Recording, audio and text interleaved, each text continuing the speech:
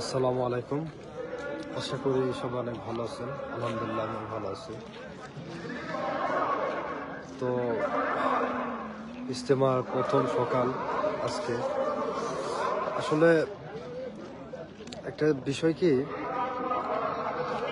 কিয়ামতের মাঠে আসলে যেমন কেউ কারো না, তো তার কিছুটা নমুনা এই বিশ্ব ইজতেমা আসলে পাওয়া যায়।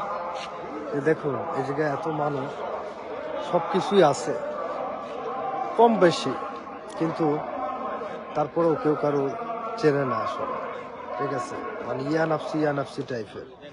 ঠিক আছে, ধরেন টয়লেটে যখন যাওয়া হয় বা পানির প্রয়োজন হয় বা যে কোনো একটা জিনিস প্রয়োজন হলে তখন কিন্তু আসলে সচরাচর এখানে পাওয়া যায় না।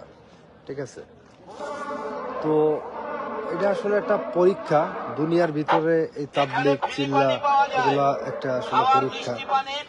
ঠিক আছে, তাবলিগ চিল্লা আসলে আসলে একাকিত্ব জীবনটা আসলে বোঝা যায় যে আমরা তো কবরে একাই থাকবো। এখানেও আসলে কেউ কারো চেনে না, লোক আর লোক। ঠিক আছে, তো আমি একটা সাইডে এসে লাইভ করতেছি। ঠিক আছে, তো এই জন্যই আসলে বেশি বেশি তাবলিগ চিল্লায় বের হওয়া, আল্লাহর রাস্তায় বের হওয়া।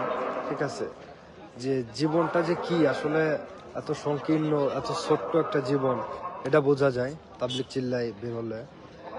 এবং আল্লাহ যে সবার উপরে, আল্লাহ আল্লাহর শক্তি, আল্লাহর পর আল্লাহ যে একজন আছে, এটা বোঝা যায় যে মানুষ কত তুচ্ছ আসলে।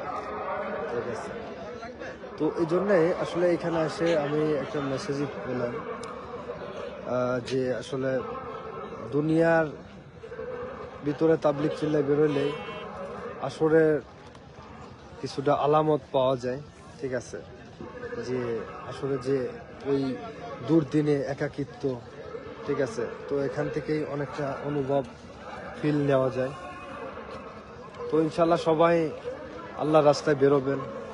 আসলে আল্লাহর রাস্তায় বেরোইলে আল্লাহর বড়ত্বর প্রমাণ যেদিকেই তাকায় সেদিকেই পেয়ে যায়। আল্লাহ যে মহান এবং মানুষ কিছুই না, এটা বোঝা যায়, ফিল করা যায়। এটা আসলে মন দিয়ে ফিল করতে হবে যে আমি কেন আসছি এই ঠান্ডার ভিতরে, কেন আমি এই ফ্লোরিং বিছানায় শুইছি মাটির উপর, কিসের জন্য, কাকে রাজি খুশি করানোর জন্য। এই জিনিসটা আসলে এখানে আসলে বোঝা যায়।